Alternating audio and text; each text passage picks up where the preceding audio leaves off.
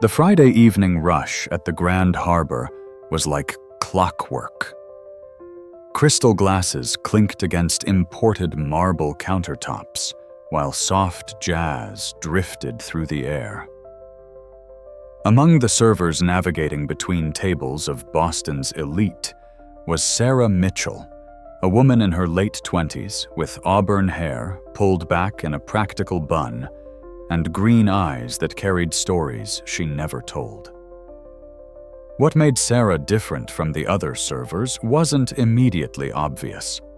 She moved with practiced efficiency, balancing trays with her right hand, while her left remained tucked close to her side, hidden beneath the sleeve of her crisp white uniform. Those who looked closely might notice the slight stiffness in that arm, the way she never quite extended it fully. But most guests never looked that closely at the help. Sarah had been working double shifts for 3 years now, ever since her grandmother passed away, and left her as the sole guardian of her younger brother Tommy, now 16, and with college applications looming on the horizon. The weight of responsibility had become as familiar as breathing. Every paycheck was carefully divided between rent, groceries, Tommy's school expenses, and the slowly growing college fund that still felt impossibly small. She had avoided pianos for 15 years. The Grand Harbor had a beautiful Steinway in the lobby, positioned where arriving guests could admire it like a piece of art. Sarah never looked at it. She had trained herself to avert her eyes to take the long route through the kitchen rather than pass through the lobby. Some doors once closed were better left that way. But tonight, everything would change. The Grand Harbor wasn't just a restaurant. It was where Boston's power brokers came to be seen, where deals worth millions were sealed over perfectly aged steaks and wine that cost more per bottle than Sarah made in a week. She had learned the rhythm of this world, the unspoken rules, the careful dance of being present, but invisible attentive, but never intrusive. Her co-worker Maria, a kind woman in her 40s, who had taken Sarah under her wing 3 years ago, caught her eye as they passed in the narrow corridor leading to the kitchen. "Table 7 needs attention," she mouthed, tilting her head toward the corner booth where the restaurant's most challenging regular patron sat. Richard Blackwood. Even his name sounded like money. At 45, he had made his first billion in tech before moving into venture capital, where he had a reputation for identifying promising startups and either making their founders rich or destroying them completely. He wore his wealth casually, the kind of expensive simplicity that only the truly rich could pull off. A simple black sweater that probably cost $3,000. Shoes that were handmade in Italy.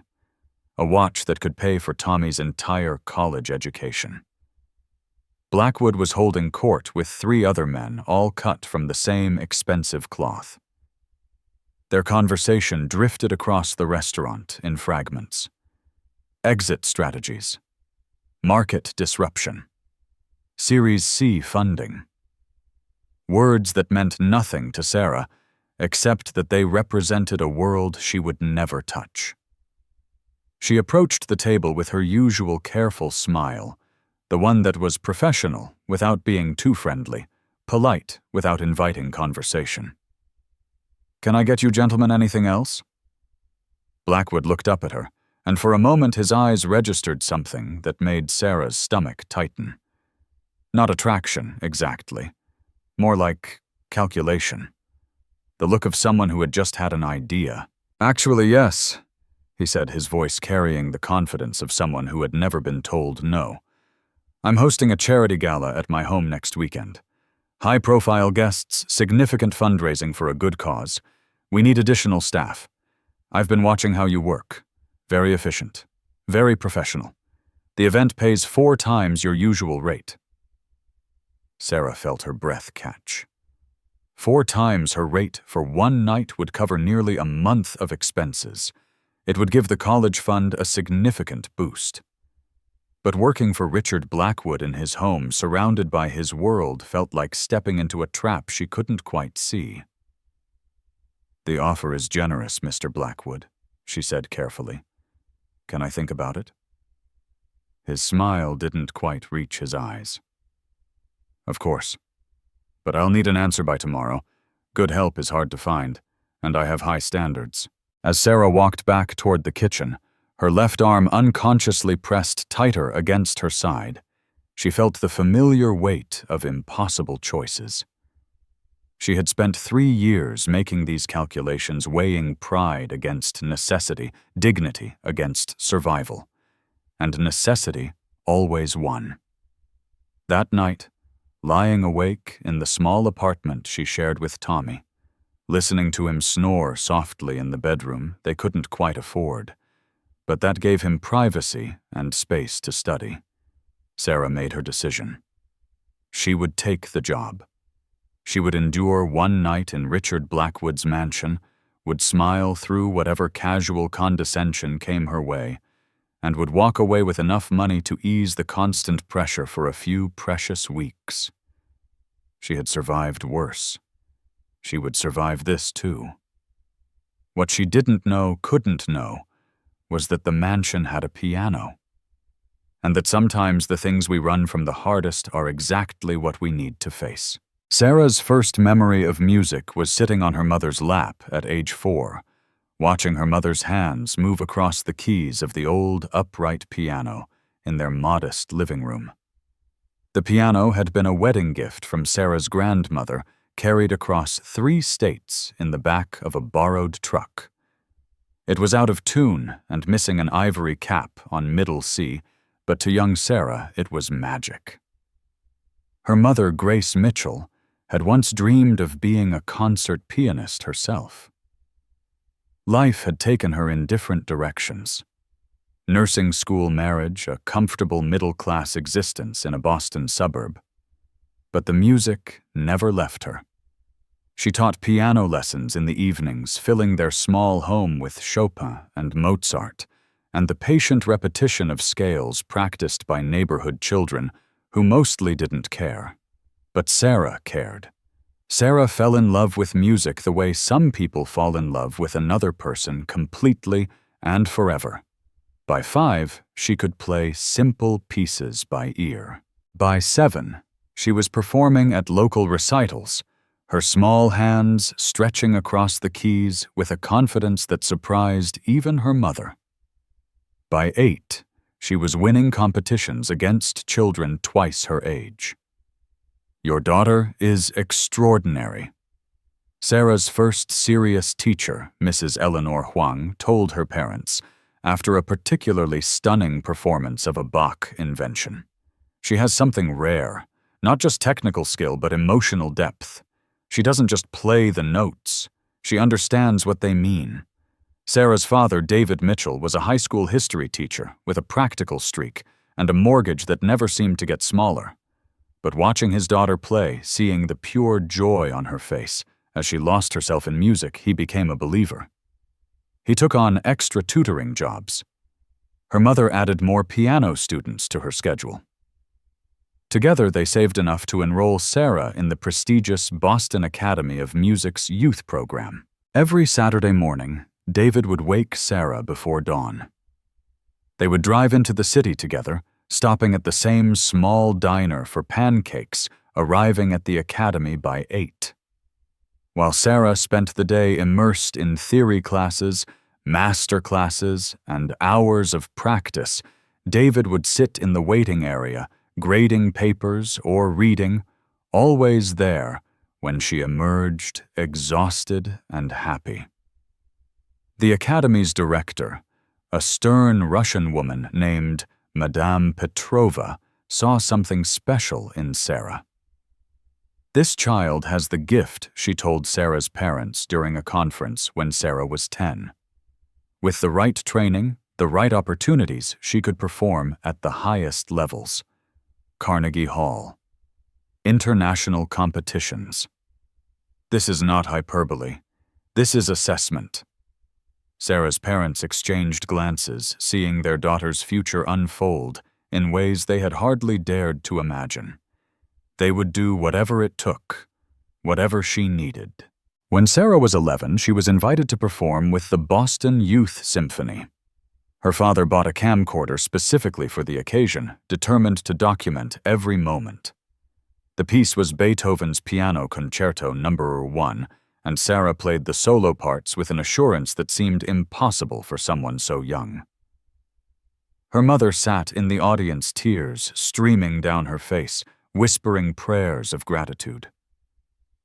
After the performance, as the family drove home through autumn rain, Sarah's mother turned in the passenger seat to look at her daughter. "You were born to do this, sweetheart. Music isn't just what you do, it's who you are."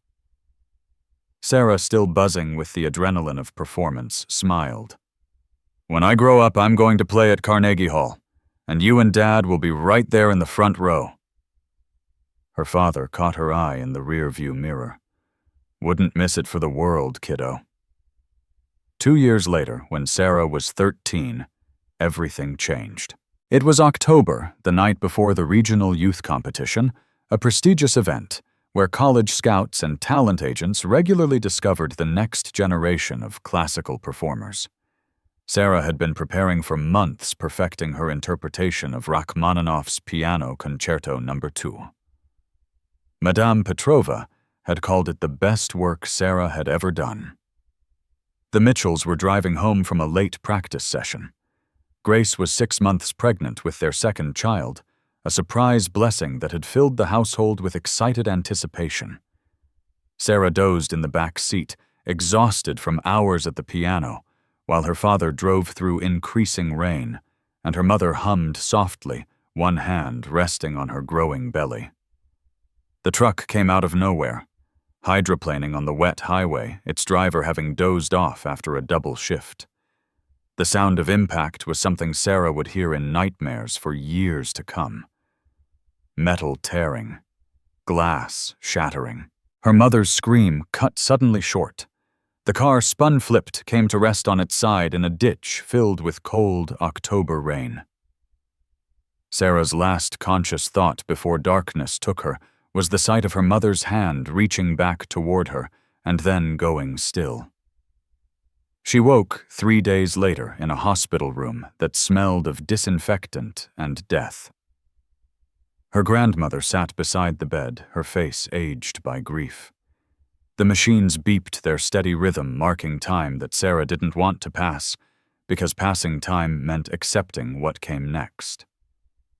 "Your parents didn't make it, sweetheart," her grandmother said, voice breaking on every word. "They died on impact. They didn't suffer. And the baby, your little brother, the doctors were able to save him. He's in the NICU, but he's going to be okay. They're calling him Thomas like your father wanted." Sarah heard the words, but they didn't make sense. Couldn't make sense. Her parents weren't gone. They couldn't be gone. They were supposed to be in the front row at Carnegie Hall. Her father was supposed to walk her down the aisle someday. Her mother was supposed to teach her baby brother piano, just like she had taught Sarah. And then she noticed her left hand. Or rather, where her left hand should have been. The arm ended in bandages at the wrist. The crushing impact had destroyed everything below. Bones shattered beyond repair, nerves, severed tissue, damaged beyond any possibility of saving. They did everything they could, her grandmother said, following Sarah's gaze. But the damage was too severe.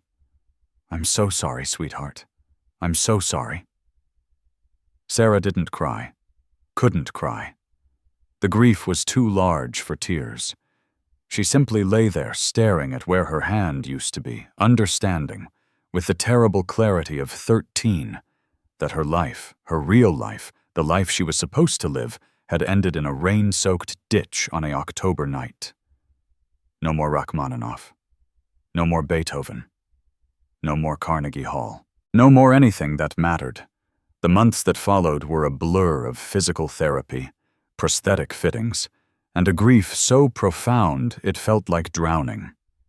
Her grandmother moved into their house, suddenly responsible for a traumatized teenager and an infant. The insurance money would help, but it wouldn't last forever. Choices had to be made. Sarah's first choice was the easiest and the hardest. She withdrew from the Boston Academy of Music. Madame Petrova tried to protest, talking about adaptive techniques, about famous one-handed pianists, about ways to continue. But Sarah couldn't hear it. Every time she looked at a piano, she saw her parents. Every time she thought about music, she felt the weight of everything she had lost. Music had been her identity. Without it, she didn't know who she was. So she chose to be no one at all. She became a ghost in her own life, going through the motions of school of healing, of pretending that she would eventually be okay. She graduated high school with decent grades and no plans for the future. Her grandmother's health was failing. Tommy, growing into a bright, curious child, needed stability. College felt like a luxury she couldn't afford, not when there were bills to pay and mouths to feed. The job at the Grand Harbor came through a family friend. Good pay, flexible hours, a world where she could disappear into the background and just work. Just survive. It wasn't the life she had imagined, but it was the life she had. Her grandmother died when Sarah was 25 and Tommy was 13. Breast cancer caught too late. Her last words to Sarah were whispered in a hospital room that smelled nothing like music. Take care of your brother. And Sarah, please find your way back to what you love. Your mother would want that for you. But Sarah couldn't find her way back. Wouldn't find her way back. The door to that part of her life was sealed shut, and she intended to keep it that way. Except that late at night, after Tommy went to bed, after the dishes were done, and the bills were paid, and the apartment was quiet, Sarah would sometimes feel her right hand moving, fingers pressing against her thigh in familiar patterns. Muscle memory playing pieces she hadn't touched in over a decade. The music was still there, living in her nervous system, refusing to die, no matter how hard she tried to bury it. 3 years ago, she had done something she still didn't fully understand. She had found a community center in a quiet neighborhood, a place that stayed open late, and had an old upright piano in a room that was rarely used. She had started going there after her shifts, when no one else was around, and had taught herself something impossible. She had taught herself to play with one hand. Not simple pieces, not children's songs, real music. She had found arrangements written for left-handed pianists, then adapted them for her right hand. She had taught herself to make one hand do the work of two, to create harmonies and melodies simultaneously, to make the impossible sound effortless. She never told anyone. Not Tommy, who thought she spent those late nights at the gym. Not Maria, who thought Sarah was taking online classes. It was her secret, her shame, her obsession. She played in the dark, in the silence, for an audience of ghosts. And now, standing in her small apartment, having agreed to work at Richard Blackwood's mansion, Sarah had no idea that her carefully constructed walls were about to come crashing down. The Blackwood mansion sat on 5 acres in Dover, an exclusive suburb where old money and new money competed to see who could build the most ostentatious display of wealth. Richard Blackwood had won that competition without really trying. His home was a modernist masterpiece of glass and steel, all clean lines and soaring spaces with art that belonged in museums hanging casually on walls. Sarah arrived 2 hours before the event, riding in a van with 6 other servers hired for the evening. They pulled up to a circular driveway where a fountain featuring abstract bronze sculptures served as the centerpiece. The head server, a severe woman named Patricia, who had clearly been doing this for decades, gathered them in the mansion's industrial kitchen for a briefing. "Tonight's guests are the top tier," she said, her voice clipped and professional. "Venture capitalists, tech executives, philanthropists, with their checkbooks ready." Mr. Blackwood is raising money for the New England Arts Foundation. The goal is $2 million. Your job is to be invisible and indispensable at the same time. Serve without being noticed. Anticipate without intruding. Any questions? No one had questions. Everyone needed the job too much to risk asking anything that might be interpreted as difficulty.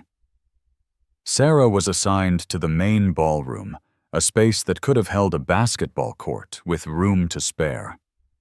Floor-to-ceiling windows overlooked manicured gardens lit by strategically placed spotlights. Modern chandeliers hung from the vaulted ceiling like frozen starbursts. And there, positioned in the exact center of the room, like a black jewel, sat a Steinway Model D concert grand piano. Sarah's breath caught when she saw it. She tried to look away to focus on arranging champagne flutes on her tray, but her eyes kept returning to the instrument. It was perfect. Glossy black finish reflecting the chandelier lights. Keyboard exposed lid propped at full stick. Even from across the room, she could smell the distinctive scent of polished wood and ivory. "Don't even think about touching it." Blackwood's voice came from behind her, making her jump. He was already dressed in a tuxedo that probably cost more than her car a glass of scotch in his hand, despite the event not officially starting for another hour. "That instrument is worth $600,000, he continued, walking closer. "It belonged to a famous Russian pianist. I acquired it at auction last year. We have a professional coming to play later. Natasha something. Very accomplished. Very expensive." Sarah forced herself to meet his eyes, to nod professionally, to show nothing of the ache building in her chest. "Of course, Mr. Blackwood. I wouldn't dream of it." He studied her for a moment, that calculating look returning to his face. "Good. Now make sure you circulate with the champagne once guests start arriving. These people drink like fish and we want them relaxed and generous when we start asking for money." The guests began arriving at 7. Sarah fell into the familiar rhythm of serving gliding between clusters of people in designer clothing, offering champagne and canapés, being present, but unobtrusive. She overheard snippets of conversation that might as well have been in a foreign language. Disrupting legacy industries, blockchain applications, quantum computing ventures. A woman in a red dress that probably cost more than Sarah's annual rent laughed too loudly at something a silver-haired man said. A group of younger tech executives clustered near the bar, comparing notes on their latest acquisitions. A famous author Sarah recognized from book covers held court near the windows describing his next project. And through it all, the piano sat waiting. Empty. Patient. Sarah found herself tracking its position even when she tried not to look at it directly. She knew which guests were standing too close to it, bumping it with careless gestures. She noticed when someone set a drink on its surface, leaving a ring of condensation that made her want to rush over with a cloth. At 7:45, Patricia gathered the servers in the kitchen. The pianist was supposed to be here 15 minutes ago, she said, her professional composure showing its first cracks. "Has anyone heard from her?" No one had. Patricia pulled out her phone, stepped into a corner, made a call. The conversation was brief, and apparently not good. When she returned, her face was tight with controlled panic. "The pianist has canceled. Family emergency. Mr. Blackwood is not pleased." Not pleased was an understatement. When Patricia delivered the news to Blackwood in the ballroom, his face went through several shades of red before settling on a white-hot fury that he barely controlled in front of his guests. "How is this professional?" he demanded loud enough that nearby conversations faltered. "I paid her half up front," she confirmed this morning. "This is absolutely unacceptable." The guests shifted uncomfortably. The energy in the room, which had been light and generous, began to sour. Music was expected at these events. Its absence created an awkward vacuum that no amount of conversation could quite fill. Sarah was near the piano clearing abandoned champagne glasses when Blackwood's gaze fell on her. She saw the moment the idea formed in his mind, saw the cruel smile begin to spread across his face. "You," he called out, pointing at her. "I've seen you staring at that piano all night. Think you can play?" The room went quiet. Every conversation stopped. Every head turned to look at the server with the serving tray standing frozen near the magnificent instrument. Sarah's heart hammered against her ribs.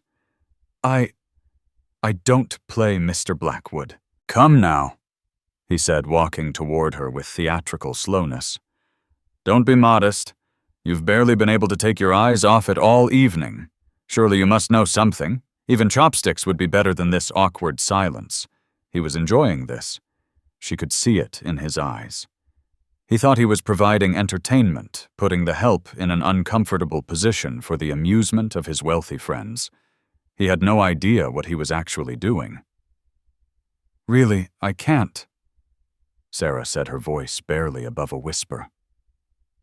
Blackwood was close now, close enough that she could smell his expensive cologne and the scotch on his breath. He reached out and took the serving tray from her hands, passing it to another server without looking away from her face. "I insist," he said. "Consider it part of your duties for the evening. Entertain our guests."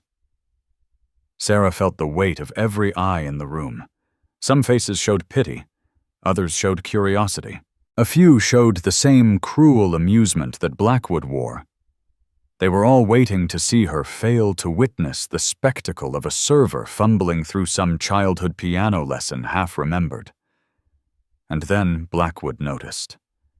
His eyes dropped to her left arm, to the way she held it close to her body, to the slight unnaturalness of its shape beneath her sleeve. "What's wrong with your arm?" he asked, loud enough for everyone nearby to hear. Sarah said nothing. Couldn't say anything. The humiliation of this moment was too large for words. "Oh," Blackwood said, understanding dawning on his face with exaggerated theatricity. "I see. Well, this should be even more interesting than I thought. Come on, show us what you can do. Or what you can't do. Either way, we'll all be entertained." The cruelty of it hit Sarah like a physical blow. He was mocking her disability, using her limitation as a punchline. And all these wealthy, educated, sophisticated people were just standing there watching it happen. Something shifted inside her. The fear and humiliation began to transform into something else.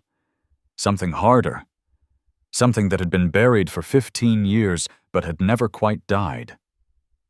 She thought of her mother's hands on the piano, her father's pride, the music teacher who had said she was extraordinary, the little girl who had once believed she could do anything. And she thought of Tommy probably at home right now doing homework, counting on her to pay for his future. Tommy who had lost his parents before he ever knew them. Tommy who deserved to see that you could be broken and still stand up. Sarah looked at Richard Blackwood and made a decision. "Fine," she said quietly. "I'll play." The walk to the piano felt like walking to an execution. Her legs moved on autopilot while her mind raced through 1,000 thoughts at once. Could she even do this? Could she play in front of people? The community center piano was old and slightly out of tune. This Steinway would be perfect, responsive, unforgiving of any mistake. She reached the bench and sat down, her movements careful and deliberate. The room watched in hushed silence. Someone coughed. Glass clinked somewhere in the distance. Sarah looked down at the keys, perfect ivory gleaming under the lights. Her right hand trembled as she raised it. Her left arm she deliberately placed in her lap, making no attempt to hide the prosthetic now. If Blackwood wanted to make a spectacle of her disability, she would own it completely. She closed her eyes for a moment, breathing in the smell of the Steinway, feeling the familiar terror and joy of performance flooding through her nervous system. And then she placed her right hand on the keys. The first notes of Ravel's piano concerto for the left hand floated into the hushed ballroom. The piece began softly, almost questioningly, as Ravel had written it. Maurice Ravel had composed it for a pianist who had lost his right arm in World War I, creating a work that made a single hand sound like an entire orchestra.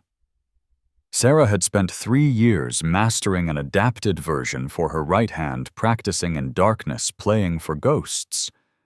But this was different. This was real. Her fingers moved across the keys with tentative grace, at first testing the Steinway's response. The instrument answered beautifully, its rich tone filling the enormous space with warmth. The opening phrases unfolded like a story being told in a language older than words. In the audience, the cruel anticipation began to shift. The smirks faded. The whispers stopped. People who had been preparing to witness a disaster found themselves listening to something else entirely. Sarah felt the fear beginning to dissolve. Her hand knew what to do. Muscle memory took over 3 years of secret practice, combining with 15 years of earlier training. Her fingers danced across the keys, leaping intervals that seemed impossible for one hand, creating the illusion of multiple voices making the piano sing. The piece built gradually, as Ravel had intended. What started as a meditation became a conversation, then an argument, then a declaration. Sarah's hand moved faster, surer, her entire body beginning to sway with the music. She wasn't just playing notes, she was telling the story of loss and survival, of dreams deferred and strength discovered. Blackwood stood frozen, his champagne glass forgotten in his hand. The cruel smile had completely disappeared from his face, replaced by something between shock and shame. A woman in the audience began to cry quietly, moved by the raw emotion pouring from the piano. An older man who had made his fortune in software closed his eyes, transported by the music to some memory of his own. The famous author reached for his phone, then stopped, realizing that no recording could capture what they were witnessing. Sarah reached the piece's central section where Ravel had written a melody of such haunting beauty that it seemed to suspend time itself.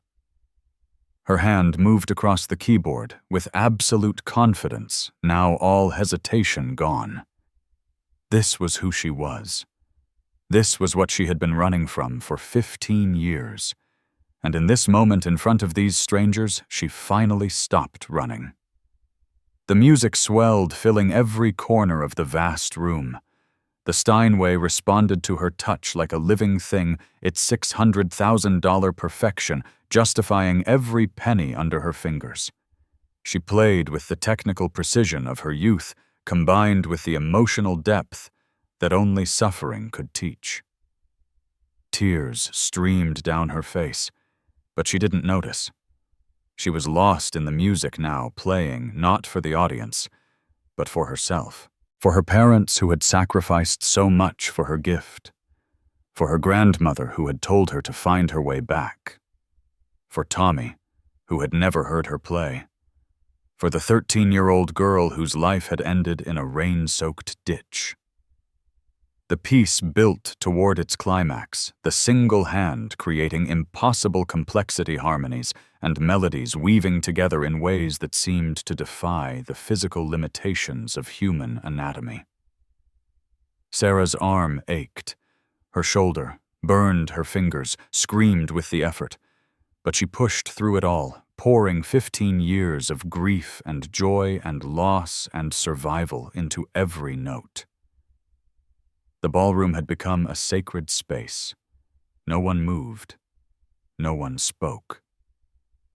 Even the servers stood still, trays forgotten, watching the impossible thing happening before them. And then the climax arrived, the moment where Ravel had written a passage that sounded like triumph over despair, like light breaking through darkness, like finding your way home after being lost for years. Sarah played it with everything she had, her hand flying across the keys, her body leaning into the instrument, her spirit finally free. The final section arrived too soon, and not soon enough.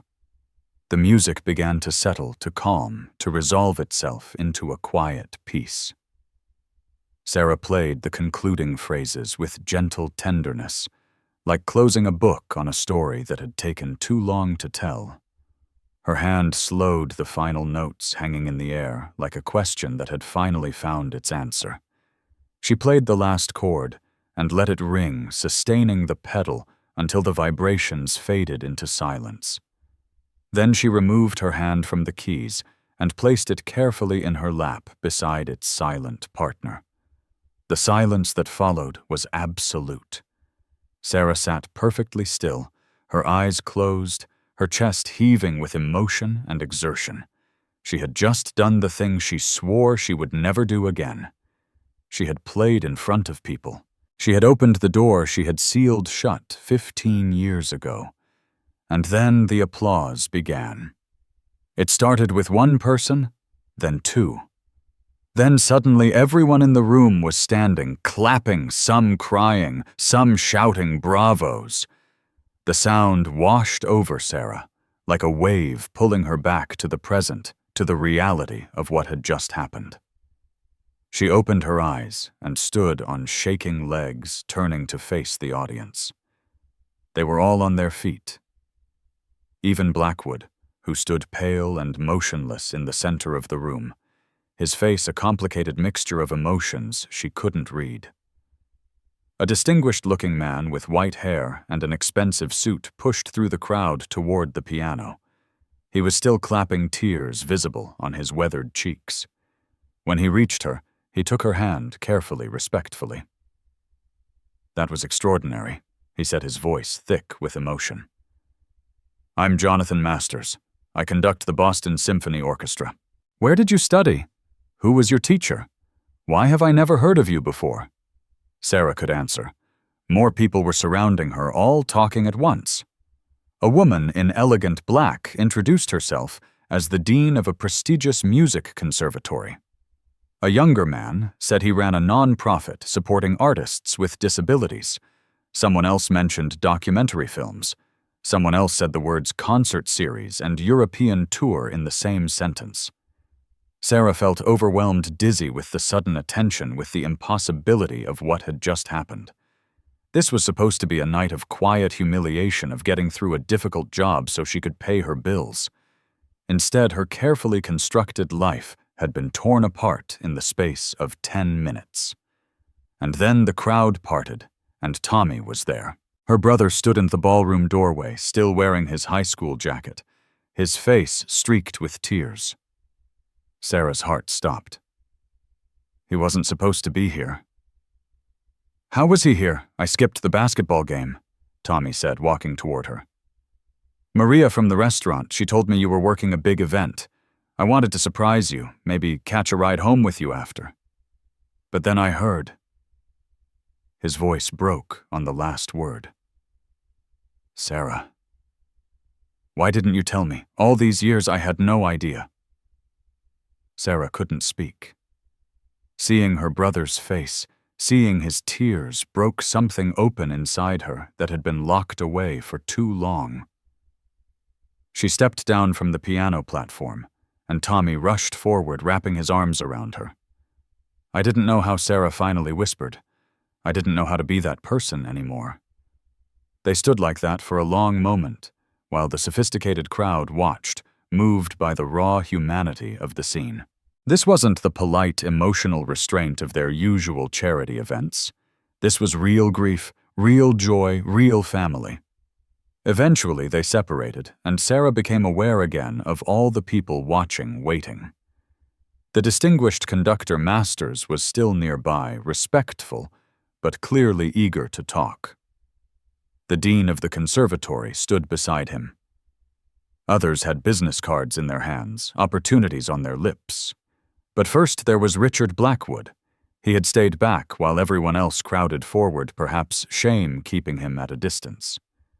Now he approached slowly, his earlier arrogance completely absent. When he reached Sarah and Tommy, he stopped, seemed to struggle with what to say, and finally just spoke from the heart. "I owe you an apology," he said quietly. "More than an apology. I owe you a profound admission that I was wrong. About everything."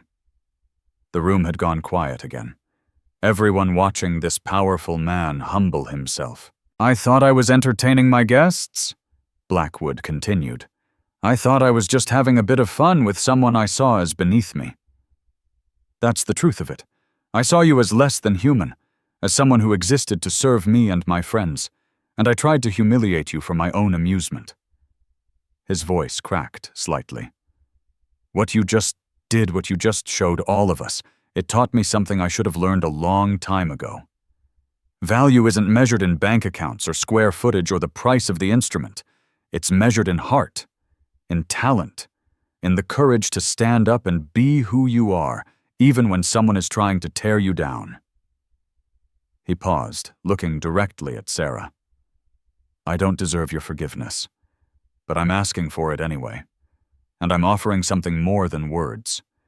I want to fund a scholarship program in your name, for young musicians facing obstacles, for people who deserve support regardless of their circumstances or their perceived limitations." Sarah studied his face, trying to determine if this was genuine or just another performance for his guests.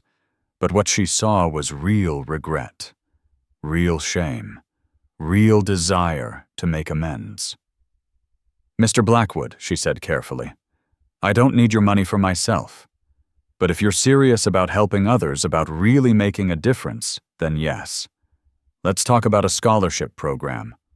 She turned to address the whole room, her voice growing stronger. "But here's what I want everyone to understand. I'm not a victim. I'm not a tragedy. I'm not an inspiration just because I survived something terrible and can still make music. I'm a person who loves to play piano. That's all. That's enough." The room erupted in applause again, but this time it felt different. Not applause for a performance, but applause for a truth spoken plainly. Jonathan Masters stepped forward again. "Ms. Mitchell, I meant what I said. We have a position open for an adaptive music instructor at our community program. The pay isn't glamorous, but it would allow you to teach to perform, to be part of the music community again." And he added with a slight smile, "We have excellent practice facilities available to faculty." The conservatory dean added her own offer. "Our graduate program has full scholarships available for exceptional candidates. You could teach while completing your degree. It's never too late to finish what you started." A young woman with kind eyes and a wheelchair introduced herself as Rebecca Simmons, director of a non-profit called Arts Without Barriers. "We advocate for artists with disabilities and help them find platforms to share their work. Your story, your music could inspire thousands of people facing similar challenges. Would you consider letting us feature you?" Sarah felt Tommy's hand squeeze hers. The opportunities were overwhelming, dizzying. Just hours ago, her life had been defined by double shifts and careful budgeting, and dreams that she kept locked away in the darkness. Now doors were opening everywhere she looked, but she needed time. Needed space to think, to process, to figure out what she actually wanted, rather than just reacting to what was being offered. "Can I have your contact information?" she asked each person in turn. "All of you. I need to think about this, to talk to my brother, to figure out what comes next." They understood. Business cards were exchanged.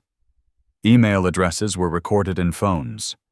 Promises were made to follow up in the coming days. As the crowd finally began to disperse, Returning to their cocktails and conversations, Patricia, the head server, approached Sarah with an envelope. "Mr. Blackwood instructed me to give you this," she said. "It's your payment for the evening. Quadruple the agreed rate, as promised, plus a significant bonus." Sarah took the envelope, feeling its weight. Money that would ease the pressure for months. Money earned by facing her greatest fear. She tucked it into her pocket and turned to Tommy. "Ready to go home?" she asked. He nodded, but first pulled out his phone. "Not yet. I want to record something. Just you talking. Telling me about Mom and Dad and music and everything you never told me before." Sarah felt tears threatening again, but smiled through them. "Okay. But first, let's get out of here."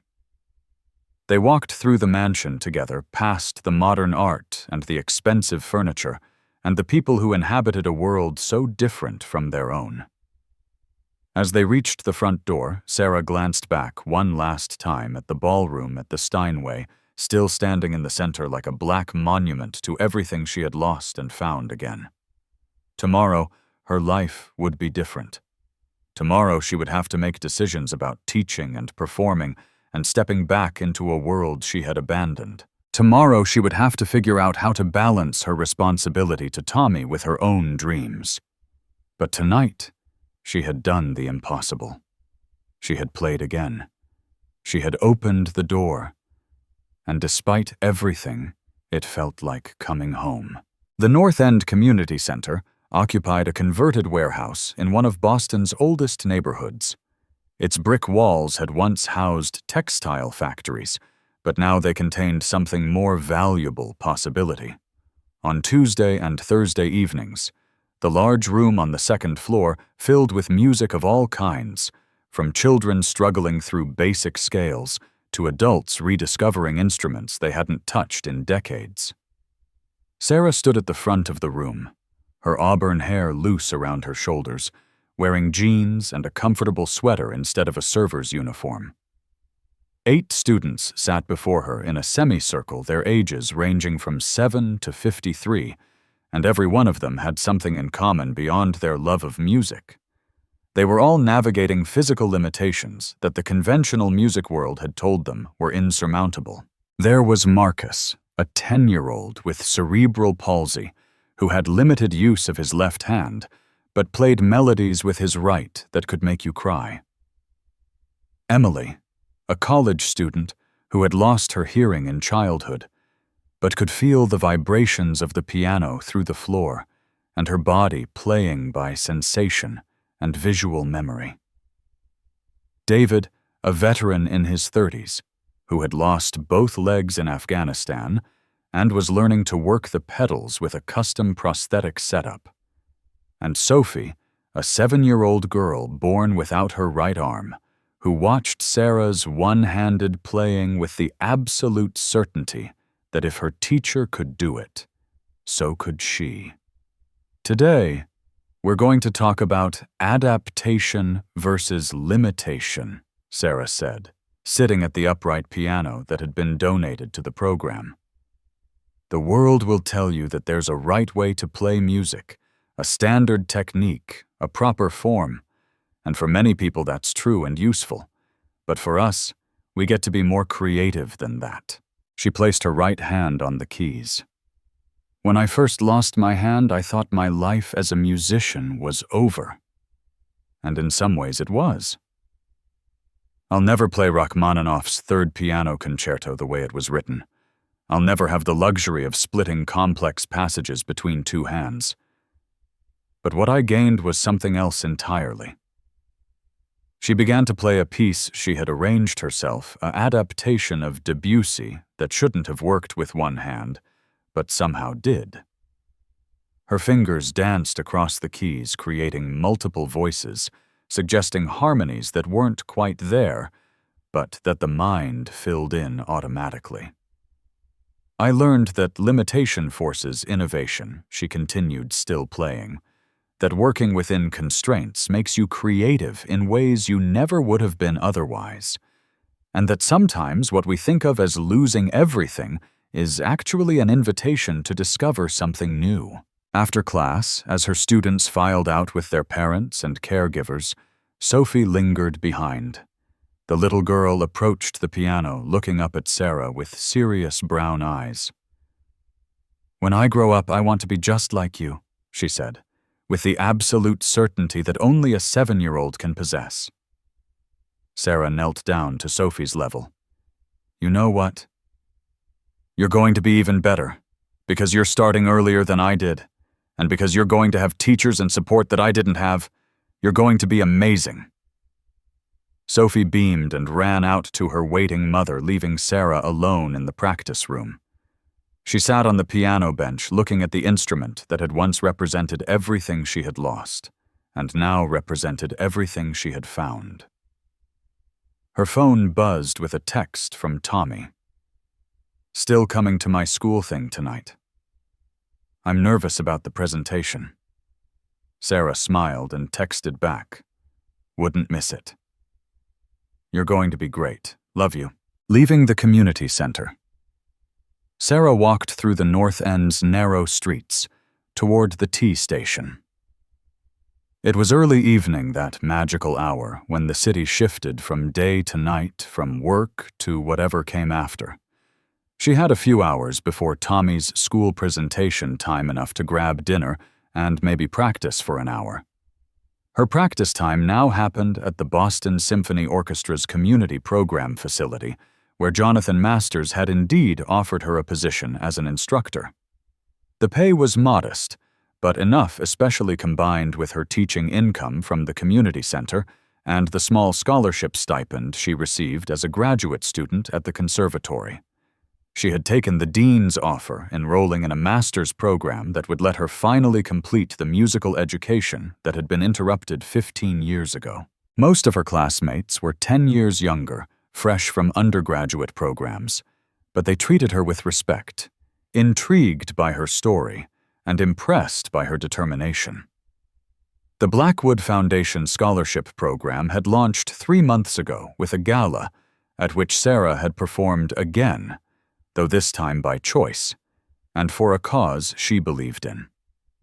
The program provided full funding for young musicians facing financial or physical obstacles, along with adaptive instruments, specialized instruction, and performance opportunities.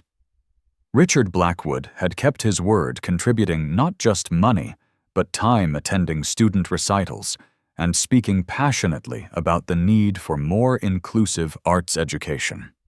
Sarah's relationship with Blackwood remained complicated. She couldn't quite forgive the cruelty of that initial encounter, couldn't forget the humiliation he had intended to inflict. But she recognized that people could change, that shame could be a powerful teacher, and that his efforts to make amends were genuine, even if they couldn't erase what had happened. They had settled into a kind of respectful collaboration, working together on the scholarship program, but maintaining careful boundaries. He was a board member and donor. She was the director of student programming. They were not friends, but they were no longer enemies. The documentary had premiered at a small film festival 2 months ago. One Hand, One Heart. Sarah's story had been directed by Rebecca Simmons and followed Sarah through 6 months of teaching, performing, and rediscovering her identity as a musician. It was intimate and honest, showing not just her triumph, but her struggles, the pain that still lingered, the grief that had never fully healed.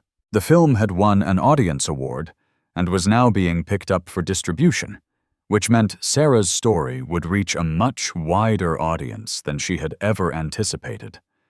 The attention was both thrilling and terrifying. She had spent so long being invisible that being seen felt like standing naked in a spotlight. But the messages she received made it worthwhile.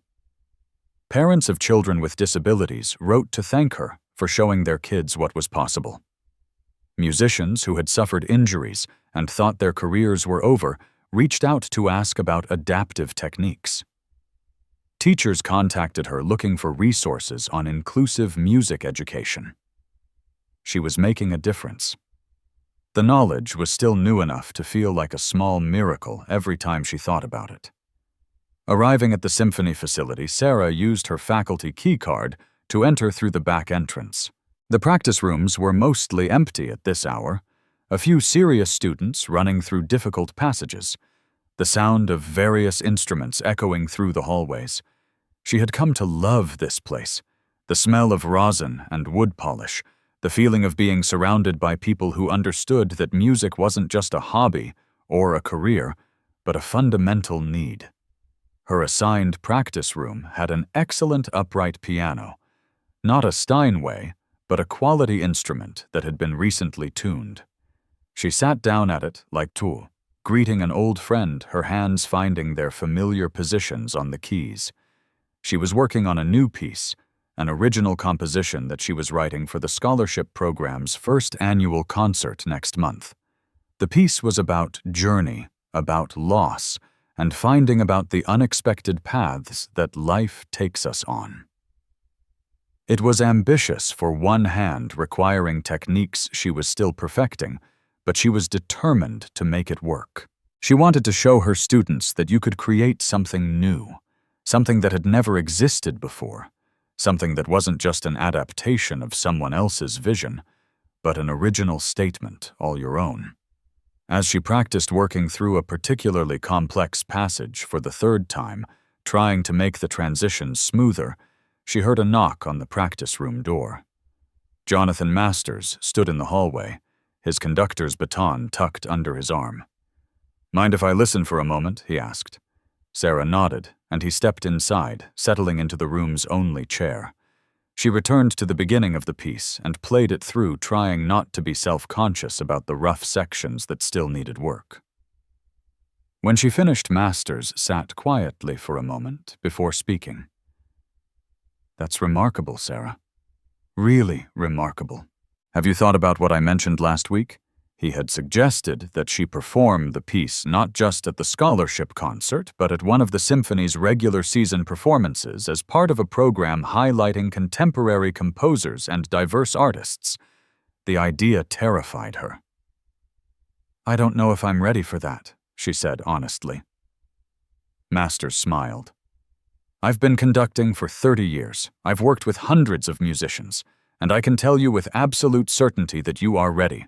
The question is whether you're willing to be ready." Sarah thought about that distinction. Being ready versus being willing. It captured something essential about the journey she had been on, about the difference between capability and courage. "I'll think about it," she promised. "Fair enough," Masters said, standing to leave. "But think fast. I need an answer by next week." After he left, Sarah sat at the piano for a long time, without playing, just thinking. 6 months ago, she had been a server who had locked her dreams away in a box marked too painful to open. Now she was a teacher, a student, a performer, someone who was being offered opportunities she had thought lost forever. But the path forward wasn't simple. Every day brought new challenges, new fears to face new questions about identity and purpose. She was still figuring out how to balance her responsibility to Tommy with her own needs, still learning to accept help and opportunity without feeling guilty, still working through the complicated grief that came with reclaiming something you had mourned as dead. Checking her phone. Sarah saw it was time to head to Tommy's school. She packed up her music, locked the practice room, and made her way back out into the Boston evening. Tommy's presentation was part of a junior-year career exploration project. Students had been asked to interview someone who had overcome obstacles in their professional life and present on what they learned. Tommy had chosen to interview her. When she arrived at the high school auditorium, she found him backstage, nervous, but excited. "You're here," he said, relief evident in his voice. "Told you I wouldn't miss it," Sarah replied, giving him a quick hug. "You're going to be great."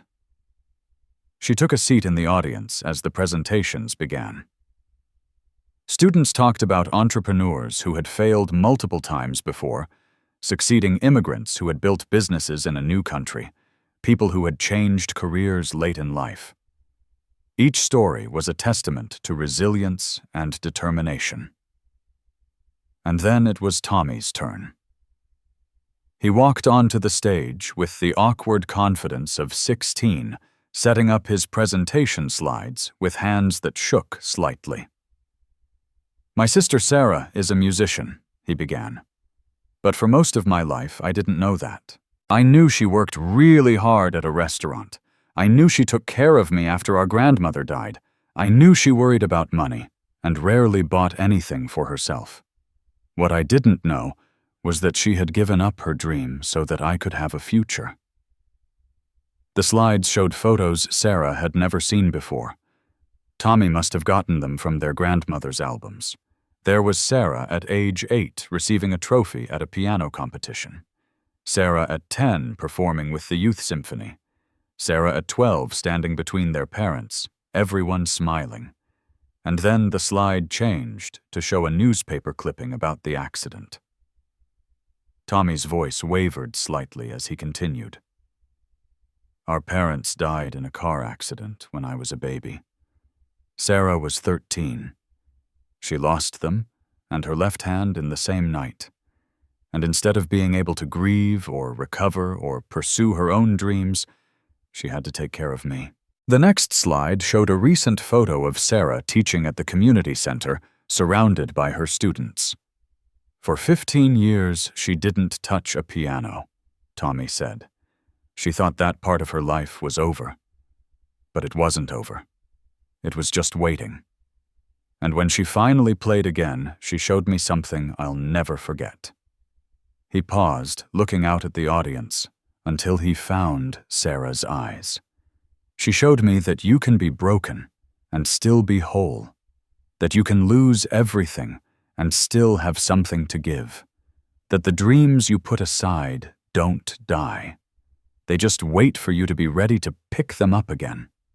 The final slide appeared, showing a quote, "The most beautiful music comes not from perfect hands, but from unbreakable spirits." "I learned from my sister that overcoming obstacles isn't about pretending you're not hurt, or that everything's fine," Tommy concluded. "It's about carrying your scars with you and still choosing to create something beautiful. She's my hero, not because she's perfect, but because she's real." The audience applauded, and Sarah found herself crying again, the tears coming more easily these days, less frightening than they used to be.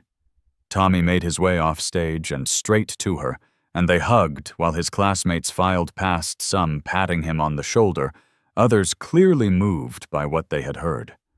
"Was that okay?" Tommy asked. "I wasn't sure if I should talk about the accident." "It was perfect," Sarah said. "All of it." Driving home later, Tommy chattering about his relief that the presentation was over and his plans for the weekend, Sarah felt something settle inside her. A sense of rightness, of being exactly where she was supposed to be, doing exactly what she was supposed to be doing. She was never going to play at Carnegie Hall. Her parents would never sit in the front row watching her perform. The life she had imagined at 13 was gone forever, taken by rain and metal and cruel chance. But this life, the one she was living now, had its own beauty, its own purpose, its own music. And maybe, just maybe, that was enough. 3 weeks later, Sarah stood in the wings of Symphony Hall, waiting to perform. The venue seated 600 people. And tonight, it was full. Jonathan Masters had included her piece in a program called Voices of Resilience, featuring works by composers who had created beauty out of adversity. Her hands trembled as she peeked out at the audience. This was different from the community center recitals, different from the scholarship program concerts, even different from that night at Blackwood's mansion. This was the big stage, the real deal, the kind of venue she had dreamed about as a child. Tommy sat in the third row with his girlfriend and a group of friends from school. The dean from the conservatory was there, along with several of Sarah's professors. Rebecca from Arts Without Barriers had brought a whole contingent of advocates and artists. Masters had arranged for several of Sarah's students to attend, their faces glowing with excitement in the crowd. And there, somewhat surprisingly, was Richard Blackwood accompanied by his teenage daughter. He had asked Sarah's permission before buying the tickets, not wanting to intrude on her night if his presence would be uncomfortable. She had told him it was fine. He was part of the story now, for better or worse. The man who had tried to humiliate her had inadvertently given her back her voice. A stagehand touched her shoulder. 2 minutes, Ms. Mitchell. Sarah nodded, taking deep breaths, trying to calm her racing heart. She wore a simple black dress, and for the first time in public had left her prosthetic at home. Her left arm ended just above the wrist, the scar tissue visible to anyone who looked. She was done hiding. The current piece concluded to warm applause. Jonathan Masters walked to the front of the stage to introduce her. "Our next performer needs little introduction, at least in Boston," he said with a smile. Sarah Mitchell's story has touched thousands of people, reminding us that art finds a way, that the human spirit is remarkably resilient, and that sometimes our limitations become our greatest teachers. He paused, looking directly at where Sarah waited in the wings. But what you're about to hear isn't important because of Sarah's story. It's important because it's beautiful, because it's moving, because it's good music, period. Please welcome Sarah Mitchell, performing her original composition, The Long Way Home. The applause was warm and encouraging as Sarah walked onto the stage. The spotlight was bright, momentarily blinding, but she had practiced enough to know exactly where the piano was positioned. The Steinway gleamed under the lights waiting for her. She sat at the bench, adjusted it slightly, and placed her right hand on the keys. Her left arm rested comfortably in her lap. She looked out at the audience one final time, making eye contact with Tommy, who gave her a thumbs up and a grin that was pure pride. And then she began to play. The piece opened with a single note, sustained and pure, like a question being asked into darkness. Then a second note joined it, creating a harmony. Then a third. Slowly, carefully, a melody emerged, one that spoke of loss and longing, of grief that doesn't end, but transforms into something you can carry. The audience sat absolutely still, drawn into the musical world Sarah was creating. This wasn't just technical proficiency. This was storytelling of the deepest kind, the kind that bypasses language and speaks directly to the heart. The piece moved through several sections, each one representing a different stage of her journey. There was a fast, angry section full of dissonance and tension, representing the years of bitterness and denial. A slow, aching section that captured the weight of responsibility and sacrifice. A tentative section where hope began to emerge, fragile but real. And finally, the resolution. Not a simple happy ending, but something more complex and honest. The music acknowledged that some losses never heal, that grief becomes a part of you rather than something you overcome. But it also celebrated the possibility of finding joy again, of creating beauty again, of choosing life, even after life has been cruel. Sarah's hand moved across the keyboard with complete assurance, now all nervousness forgotten. She was lost in the music, in the story she was telling, in the emotional truth of her own experience translated into sound. The audience disappeared. The spotlight disappeared. There was only the piano and the music, and the feeling of being exactly who she was meant to be. The final section built to a climax that was both powerful and peaceful, a statement of arrival rather than triumph. This was where she had ended up. Not where she had planned, but where she had needed to be all along. The last notes rang out clearly, a major chord that felt like acceptance, like forgiveness, like home. Sarah held the sustain pedal until the last vibrations faded into silence. Then she lifted her hand from the keys and stood turning to face the audience. The applause was immediate and sustained. People rose to their feet, some wiping tears from their eyes. Tommy was cheering loudly enough that she could hear him over the general roar. Her students were on their feet, clapping wildly. Even the professional musicians in the audience, the ones who had heard everything, were applauding with genuine enthusiasm. Sarah took her bow, feeling the warmth of the audience's response wash over her like a blessing. This was what she had lost. This was what she had found again. Not the same as before, but in some ways better. Deeper. More meaningful because of everything it had cost. She took a second bow, and then walked off stage, her heart full to bursting. Backstage Masters was waiting to congratulate her, along with several of the other performers and staff members. But Sarah barely registered their compliments. She was looking for Tommy. He found her a moment later bursting through the backstage door with his friends behind him. "That was incredible," he said, hugging her tightly. "I mean, I knew you were good, but Sarah, that was amazing." His girlfriend nodded enthusiastically. "I was literally crying, like the whole thing. It was so beautiful." Sarah laughed, feeling lighter than she had in years. "Thanks for being here," she said to all of them. "It means everything." More well-wishers appeared, offering congratulations, asking about future performances, expressing how moved they had been.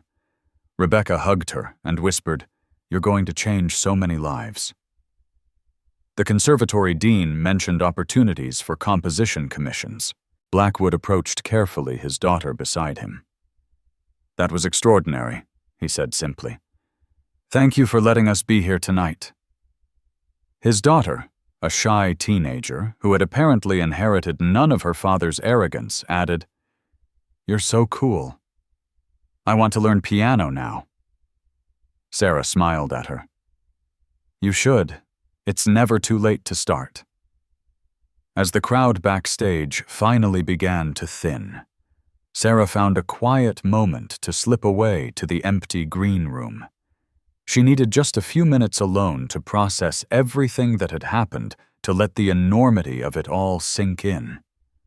She looked at herself in the mirror. The woman looking back was familiar, but different from the one who had stood in Blackwood's mansion 6 months ago. That woman had been hiding, pretending, keeping herself small and safe. This woman was visible, present, real. Her left arm caught her attention, the scar tissue pink and uneven where the prosthetic usually covered it. For so long, she had seen it only as evidence of loss. But tonight, standing in this green room after performing for thousands of people, she saw it differently. It was evidence of survival. Of the night everything changed. Of the 15 years she had carried her family on her back. Of the secret hours practicing in darkness. Of the moment she chose courage over safety. Every scar told a story, and hers was still being written. A soft knock on the door interrupted her thoughts. It was Jonathan Masters. "Sarah, there's someone from National Public Radio here. They want to do an interview about your composition and the adaptive music program. Are you up for it?" She took a breath, looked at herself in the mirror one more time, and nodded. "Yes, I'm up for it." Because this was her life now. Not the one she had planned, but the one she had earned. And it was beautiful in ways she never could have imagined. That night, driving home with Tommy in the passenger seat, listening to him excitedly replay every moment of the performance, Sarah felt a profound sense of peace. The road ahead was still uncertain, There would be more challenges, more fears to face, more questions about what came next. But she knew now that she could handle it, that she was stronger than she had believed, that the music inside her had never died, no matter how long she had tried to bury it. As they pulled into their apartment complex parking lot, Tommy turned to her. "I'm really proud of you, you know. Not just for tonight.